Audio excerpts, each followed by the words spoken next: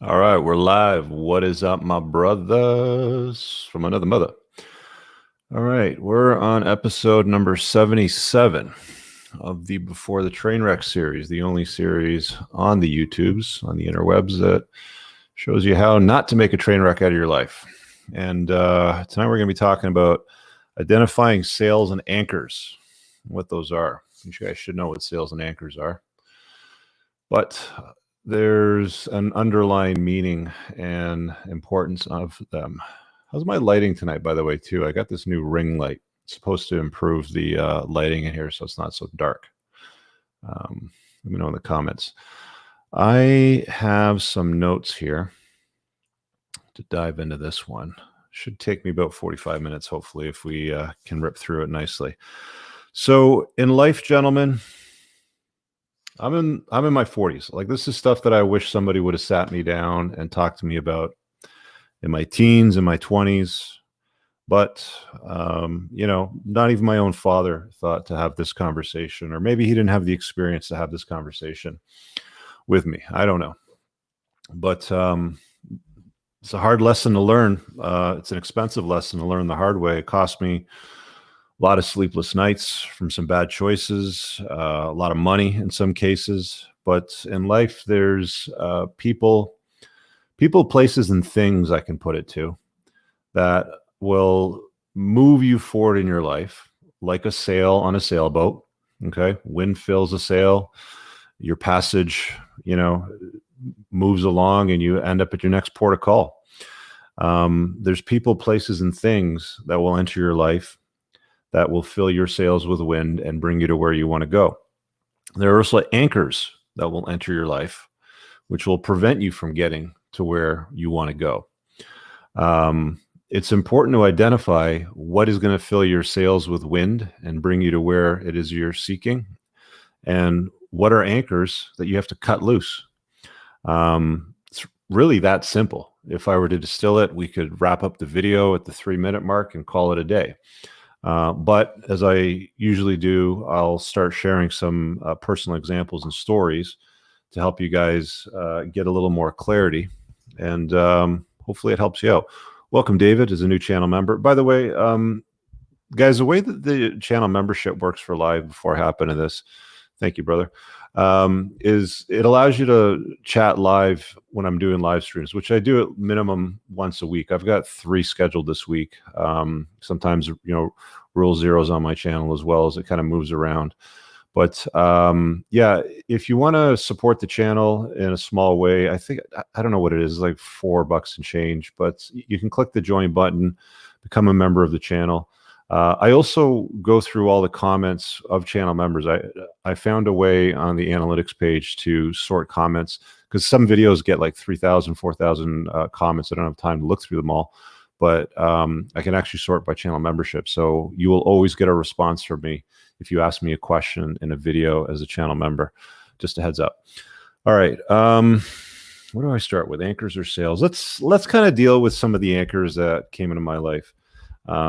And these are all things that I had the opportunity to make a decision on whether or not I wanted to allow it to be a part of my life, for how long, and if I wanted to cut it loose and let it go. Maybe I didn't see them as anchors when they came in. Maybe I thought that they were something else. In fact, as I look at the names that I wrote down here, I definitely thought that some of these people were something else, but they turned out to be big anchors in my life. Thanks for the super chats, guys. Neil says, keep up the great content from Bomber Command. Only place you get the cold hard truth bombs. Jaleel, very generous super chat. Thank you. Appreciate that, brother. So in my 20s, okay, let me go back a little bit. In my early 20s, I had moved to the UK. Family had planned to move from Canada. They basically sold everything, went to the UK. I was there for a number of months. I was actually born there. Went there for a number of months. Didn't jive with it. I spent my entire childhood in basically the greater Toronto area. And I came back looking for something to do. I had no family here, and ended up renting a room from a friend's mom. And another friend of mine was basically riding his motorcycle across the country from California to join me in Toronto.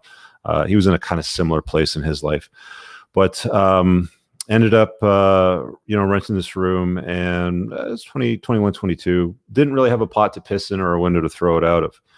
And somehow I landed this job in a collection agency. I remember I was working with this guy in my teens, retail stereo store. I think it was called Stereo Den, if I remember.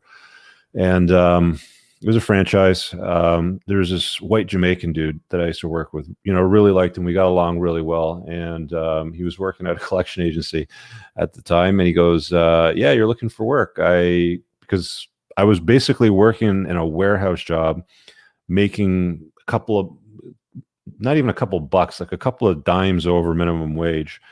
And I had an opportunity to wear, a nice shirt, a suit, a tie, press pants and stuff like that in an office space. It was really bizarre for me at the time, but I went through all the training. I did really, really well at it. And I was in the industry for almost 10 years. I think it was early 90s, 91, 92, till at least 99, 2000 was when I left. Actually, it might have been close to 2002. So it was definitely about a 10-year span. But I spent 10 years of my life in a place with people that were essentially anchors. Okay. My time could have ended with, like, everything that I needed to learn to start up my debt settlement business could have been learned within, I'm sure I had all the know-how within 3 to 4 years. It's just, I was too much of a plugged in to societal conditioning beta pleb that I decided to stay for an additional 7 years that I didn't need to stay. And I ended up interacting with a lot of people.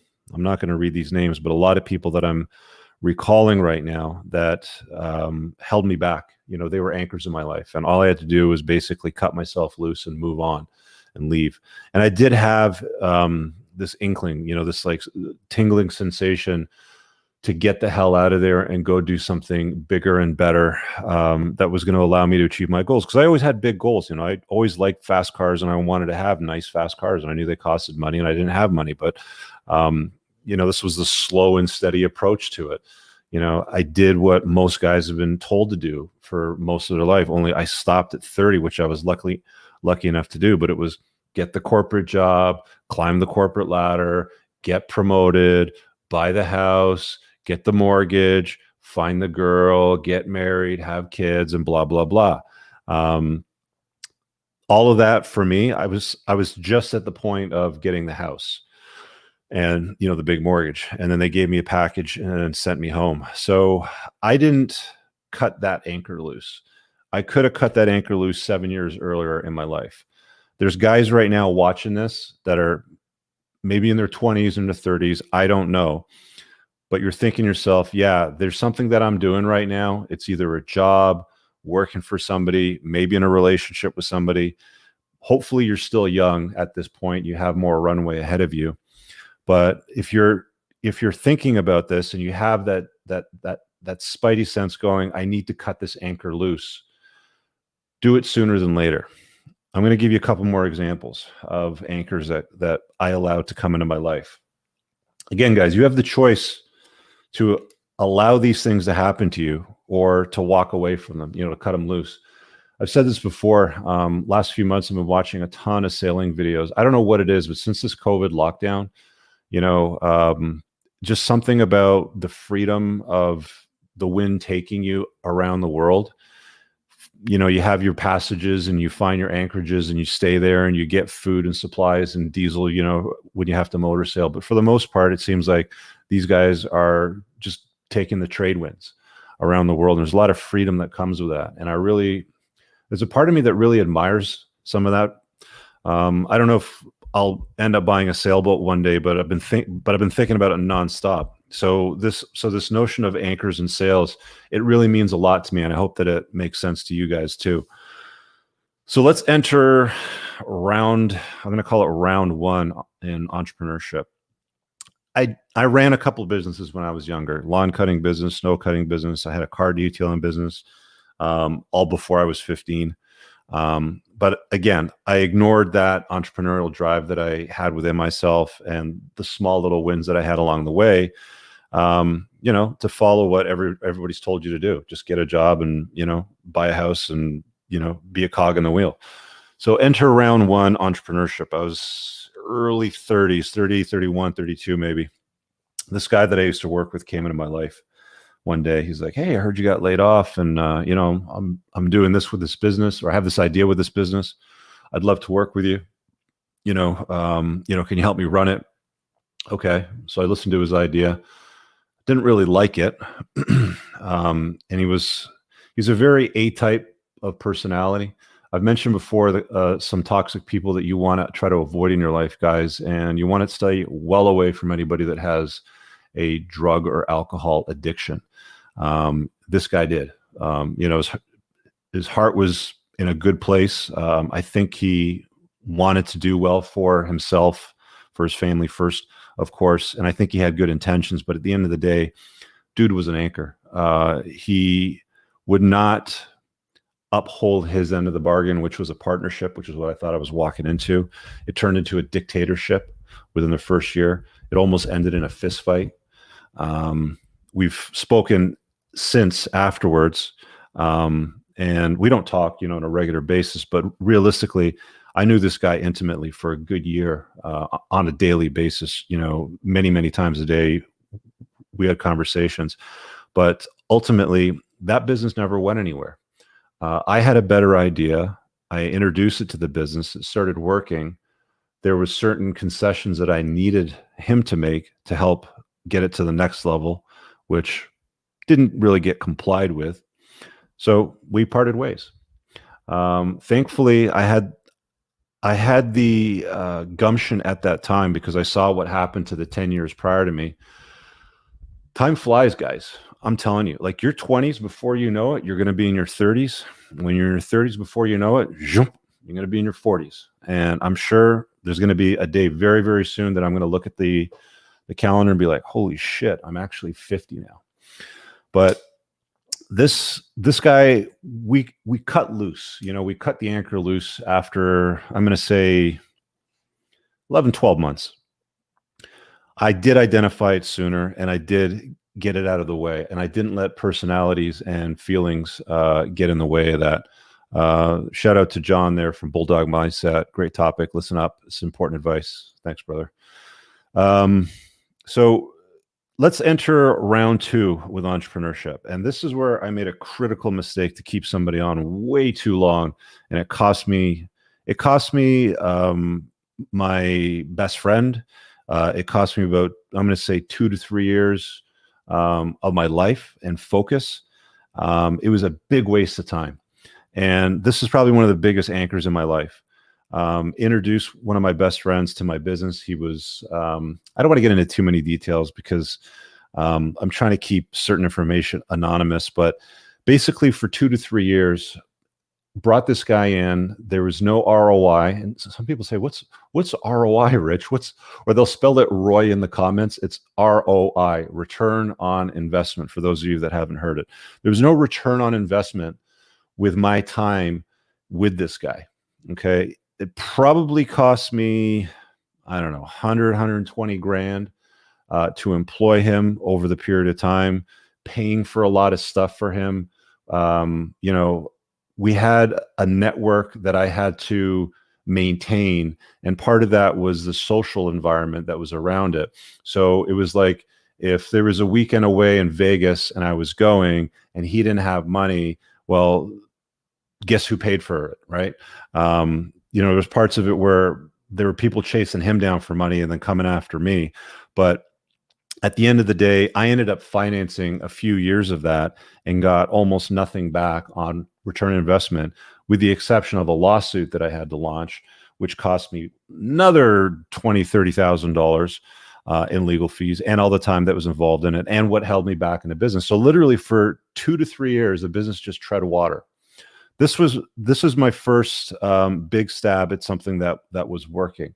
I knew that it was working. I had a lot of evidence. I had a lot of demand for it. I also had a lot of people trying to compete and steal the idea, customer list, contract list, stuff like that. I held onto that anchor for 3 years too long. I should have never anchored with this. I should have never allowed my sailboat to stop at this anchorage. So this is really how people have operated for hundreds of thousands of years, guys. They would sail around the world, taking advantage of the trade winds that would bring them to their next port of call, and they'd have these safe passages. You have to look at life, I believe anyway, in a similar sort of way. There's certain areas that you're going to stop at. You're going to have your anchorages. You're going to have anchors that you're going to need to use. And there's other things that are going to hold you back. Maybe there's weather delays. Maybe there's other things that come around that hold you back. But a lot of these things, if you're attentive to your life and not sleepwalking through it like most guys do, me inclusive, you can get far better results far quicker than dragging around these enormous anchors for much of your life. I want to switch gears now and talk a little bit about sales. Let's get rid of the negativity and the crap. We'll just ditch it over there because I have some great stories about sales that have entered my life. These all happen actually after the fact, after all of these anchors, showed up and held me back and, created all these problems in my life. And I've seen a few things, pop up from time to time, in my 40s, but I've been very, very quick to cut them loose. These experiences, thankfully, in my early 30s allowed me to make far better choices far quicker in my 40s and get rid of the losers that were trying to be anchors in my life, that were looking for ways to profiteer or to hold me back. So this is a good experience to have it as soon as you can in your life. Make sure that you have the ability to identify the difference between anchors and sales. So sales, cut these anchors loose. Not even, I'm going to say 2000, it was 2 years later. It was 2 years later. I was running one of Canada's most or fastest growing companies. We were identified 3 times by a magazine, Profit 50, 100, and 200, I think. We were on the list, went to conferences, we got awards, a lot of good networking opportunities. If you're in this space and you're in the startup space, try to get involved in opportunities where publications want to bring you in to feature you or your business or the success. You get a lot of free PR. You get a lot of good opportunities to network with other really smart people.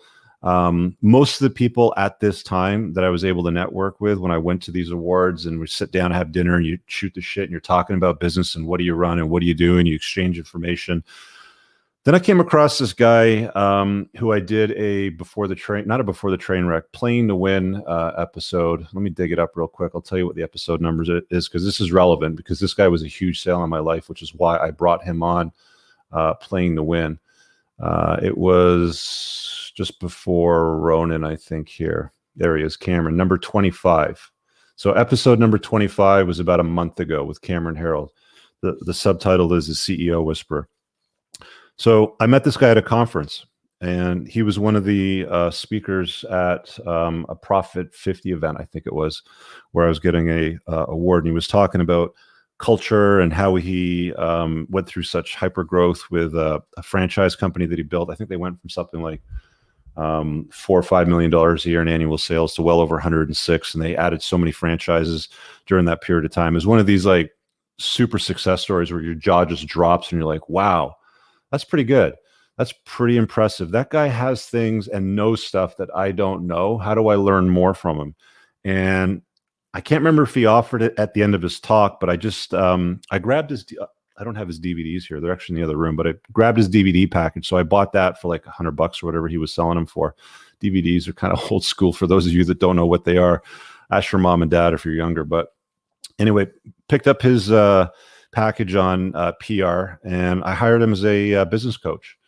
A lot of people will bark and snap at hiring somebody to coach you, but I think that's a big mistake.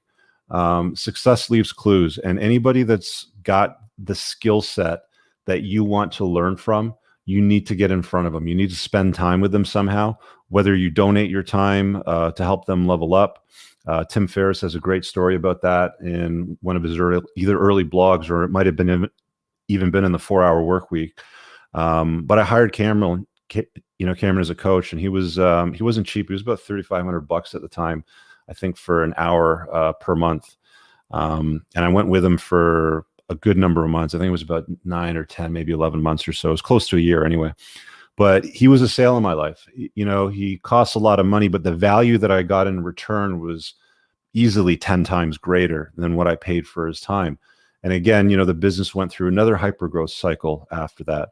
And again, we got recognized for another 2 years of one of Canada's fastest growing companies. At the end of the coaching cycle, he introduced me to the next sale in my life, which was Entrepreneurs Organization. EO is a great organization. I support it. I've sent a lot of people to it. They also have an accelerator program. I've also built my own Entrepreneurs Brotherhood, which is loosely built on the EO model, but it's specific to men only, red-pilled men, specifically, that are business owners.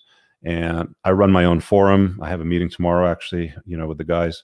But EO was another sale that was introduced to me from Cameron, because that's a environment that he came from. So you're going to start seeing a pattern here that these sales will introduce you to, or you'll have an opportunity to meet these other people that will help you level up and take you to your next port of call, your next safe passage, your next place of excellence. EO is a great experience. I was in the organization for, I don't know, maybe 4 or 5 years. I met a lot of great speakers and business icons, Vern Harnish, Kevin O'Leary. There was a whole bunch of them. I can't remember who they had at the EO University in Whistler exactly. They had some really, really great stories, and each chapter in each city. So Toronto's got one of the biggest chapters. There's 140 members, I think, at one point when I was in it. They have another one in Vancouver with just under 100 members, at the time. So you start going all these learning events, and you have the opportunity to network with all these people. And these are just at the learning events. You're coming across hundreds and hundreds of other guys. There's some women involved in it as well, but I mean, you're coming across hundreds and hundreds of other people that you actually get. You have to find your tribe. Okay. So let me just emphasize that a little bit. When you're doing something, when you're chasing excellence, when you're putting a dent in the universe, when you're going about your life, finding your purpose, whatever that may be at the given time that you're at, there's a tribe that you need to either build or you need to find. Okay. That will help you level up, that will become sales. Okay. That will fill your sails with wind. You'll also come across people that will be anchors. They're going to try to take advantage of you. They're going to try to profit from you. They're going to get in the way of you and your goals. And you have to get good at identifying who these anchors are and when to cut them loose. Fortunately, most successful people that I've met don't allow themselves to be surrounded with losers. A good buddy of mine, Brad, who I've had on the channel at least twice now, he always used to say that if you're going to lay with dogs, you're going to get fleas. Right. So you have to be intentional about the people that you spend time with, who it is that you're going to network with, who it is that you're going to donate your time to and with. A lot of people will come looking for help or freebies, or can I pick your brain? When it comes to stuff like this, I have a price point that's behind a paywall for a reason, because if you're looking for information that I have, or if I'm looking for information from somebody that has something that I'm looking for, I will pay for their time, just as everybody should be paying for the time of somebody that's dispensing useful information that helps you level up in life. And I found it incredibly useful to join and pay the EO membership fee. I also then started to go to other events. A buddy of mine that I was in a forum with, Jason Gaynard, started up an event called Mastermind Talks. That's blown up. I met guys like, big names like Tim Ferriss and a bunch of other people at different events in different places in the world.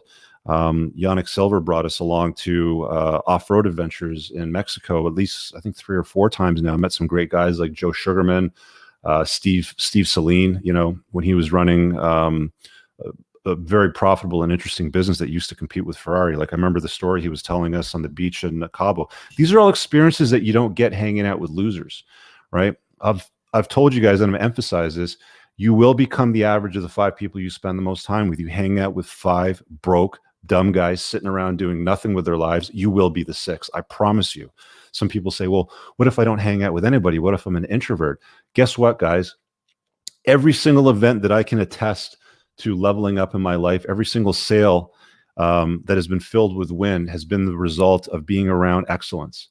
You have to find, if you're the smartest guy in the room and there's nobody in that room, you're in the wrong room. If you're the smartest guy in a room and there's a room full of 30 dumb people, you're in the wrong room. You need to start making intentional choices in your life and putting yourself in better rooms if you want, your sails to fill with wind and for you to travel to your next port of call. So we talked about EO. I want to talk about Forum a little bit as well, because that was like the elite level. And it's what I base my own business forum on that I run, through my own website. But Forum was an incredible experience. I met a guy that summited the 7 peaks around the world. He climbed every single mountain on every continent, including Everest. I met a guy that runs the biggest bridge tournament company in the world from his house in Las Vegas by himself. It's basically a one-man show. It's a company of one. His cousin runs a very, very profitable nonprofit, and those two things sound different, but together it's one that has social impact to help the community, and one that also made her a lot of money. There's another, woman that I met in the forum that ran a great sporting event that I, participated in for a couple of seasons as well. I met some great people and played some sports with them and got some great exercise. A guy that ran, I think, the second or third largest toy company in North America, who recently had an exit. I've talked to him on the channel as well on the Playing to Win series. The Playing to Win series, guys, should get way more views than what it does, right? Like, I'm looking at my screen over here and I can see a video that says men learns that happy wife, happy life is a lie. And that's got almost 100,000 views. The video that I did with Cameron, my old business coach from about 10 years ago, has just under 10,000 views. But every single gold nugget, guys, is in that playlist, the Playing to Win one. So I encourage you to watch more of that. I have a broadcast this Thursday coming up on Playing to Win. I think it's at 11 a.m. Eastern Standard Time in the morning. But of course, you can watch the recording afterwards if you can't watch it live. Who else was in Forum? A guy that ran a really great, promotional company. His dad started it up in BC, and they moved the business over to Toronto. And he had to go through a couple of restructuring phases, but brilliant little organization. Another guy that's a former lawyer that put together a business where he was selling ad space on screens and taxi cabs. Went through an exit and got heavily involved in a nice real estate portfolio. He's doing quite well these days. It's a really, really fascinating thing when you enter into a forum meeting environment. There's another guy that ran one of the largest hosting companies in North America. He had a big exit, and then he started up another company that basically competes with Dropbox. And it's doing very well. It's more of an encrypted version. There's like so many of these success stories, and I've got all these guys on my phone. I can call them up and say, "Hey, what's up, man? Let's grab dinner." Or if I have a question I want to ask them about something, or if they want to reach out to me and get some help with something, we're always there. These are the kinds of people that you need to find in your life. I'm not saying that entrepreneurship needs to be your path. It just happened to be my path, and it's what I wanted to pursue, and it's what I wanted to invest my time in. But the point of this broadcast is, you want to avoid making a train wreck out of your life as a man. And one of the best ways that you can avoid making a train wreck out of your life is being able to identify the winners from the losers, okay? And the quicker that you can adapt that skill into your toolbox, the sooner you can take that tool and drop it in your toolbox and you have it readily accessible to you. You can do that at 30. It's better than, the time that it took for me to do it, because I probably started this around my mid-30s to late 30s. But 25, 20, the sooner you can get these skill sets at identifying these things and then optimizing at them, you're going to be flying in life. You'll be where I am today in your early 30s or maybe even late 20s if you do it right. There's a lot of guys out there that are making way too many concessions with their life, way too many mistakes, allowing dummies to dictate and run their lives, and they just suffer with it. It's insufferable to see some of the tales and listen to some of the stories that you hear, and it's like, why are you carrying around all this nonsense when all you got to do is cut the anchor loose, bro? But people love People love to complicate their lives and then justify why they do it. Some people wandering around doing the same thing over and over and again every single day is a cog in a wheel, and they hate it. And it's like, what do I do next? And I don't know what to do, and I'm just stuck. And it's like, dude, in the absence of clarity, do something. All right, move towards something else. Leave behind whatever you're at. If you got to paddle the boat because there's no wind in your sail, paddle the boat to where you got to get to, where the trade winds are at, and let your sails fill with wind, goddammit, and start moving in the right direction. As a guy, it's incumbent upon you. You have the burden of performance. That's what men have to do. You have to make yourself. Some guys get silver spooned, the best deal of their life. Most people don't. The people that don't, that make something out of their life, that's long lasting. The silver spoon crowd, they don't last too long. I've never seen them last too long anyway. So that's the story of sales and anchors. I'm going to reiterate again. Get good at identifying sales and anchors in your life. Think of your life as a sailboat. You're the captain of the ship. You can choose where you wish to place your boat for an anchorage, how long you want to stay there, and if you're going to let something hold you back. If you're going to let that anchor hold you back, if you're going to unhook it, pick it up, and just, move the boat in the trade winds and let your sails fill with wind and move to your next port of call. These passages in life is just a series of passages, guys. It really is. It's one epoch after the other. I'm not the biggest fan of Jordan Peterson, but I believe he's got a program. It's called self-authoring. It's worth taking a look at if you want to take a look at some of the decisions you've made in the past, if you're looking for clarity, because it's almost a guided way of getting clarity. I went through it a few years ago, and I did find it useful. Doesn't cost much. I think it was like $15. It was peanuts, honestly. But if you need to get some clarity on your past behavior, that's a very, very inexpensive way to do that. I don't provide that one-on-one. I deal with the high end. Like, I deal with entrepreneurs when I'm doing bookings. Like, I'm dealing with high-end stuff like that. So the sorts of stuff that I dispense in these videos, the productions that I'm putting out there, there's enough in this. There's enough in this entire channel. There's close to 900 videos now. There's enough in this entire channel that it's a gold mine if you spend enough time going through it and just kind of binging, the different playlists. And they're all organized. You want to learn about money, there's a playlist for that. You want to learn about dating, there's a playlist for that. You want to learn about entrepreneurship, got you covered, right? The Playing to Win series, in my view, is a historical archive of great conversations about people chasing excellence. So I intend to keep doing those, even though they don't get as many views as the other stuff, but they certainly deserve more attention. Let me grab a couple of super chats that popped up here. He's Laughing Lark. Thanks for the super chat, brother. He says, Rich, this should have been on Playing to Win. I think topics for Before the Train Wreck Women have been exhausted. I would end this and just do the other. That's an interesting thought. I still think that this is a Before the Train Wreck topic because guys love to complicate their lives. They love to make train wrecks out of their lives. I did, and that's what anchors do. Anchors make a train wreck out of your life. So I want to help you guys distinguish and create some contrast between what anchors and sales are. Jerry, thanks for your men's community. I'm learning that women can be an anchor as well. I haven't talked about women, so let's wrap it up on that note. Jerry's a member of my men's community. If you guys want to get in, it's, let me grab the link, or is it in the banner setting? Hang on a second. Let me grab it for you. I'll just put it up on the screen. I don't usually pitch it that often, but that's it there. That's how you get some more information on my community. But yeah, so let's talk about women as anchors. I think that almost every guy out there is going to experience, sorry, let me just correct myself. Every guy out there, without a shadow of a doubt, is going to experience an anchor or anchors in his life. I think that most guys will probably experience anchors in the form of women. And it's not necessarily that women bad or anything like that. Women are just women, they just have to show up and look pretty. They've got a different role in life than what we do. We have the burden of performance. We have things to do. We have a purpose to discover. We have some impact that we have to make.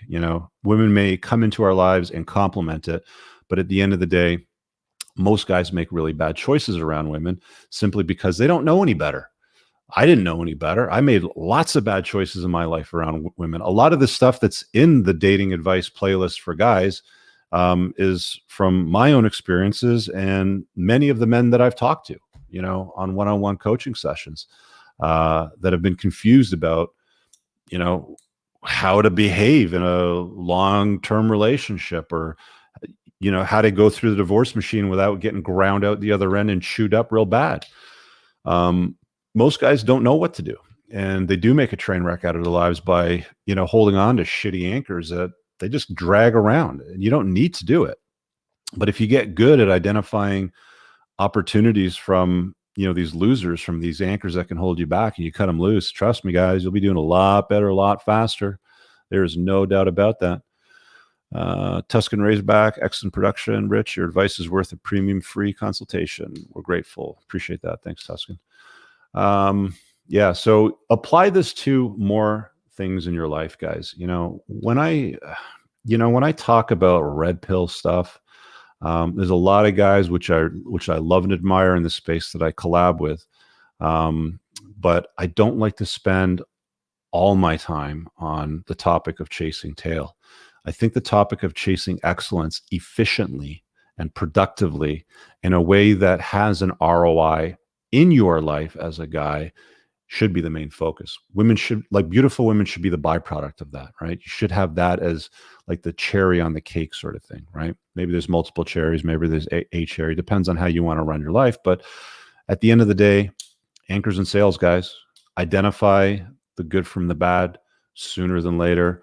Once you master this skill, I promise you your life will improve dramatically. Once you make it a point to intentionally navigate your life without sleepwalking through it, but intentionally navigate your weeks, your months, and your years to be productive and to put a dent in the universe, you're going to have a far better experience as a guy, and you're going to have far, far fewer train wrecks in your life.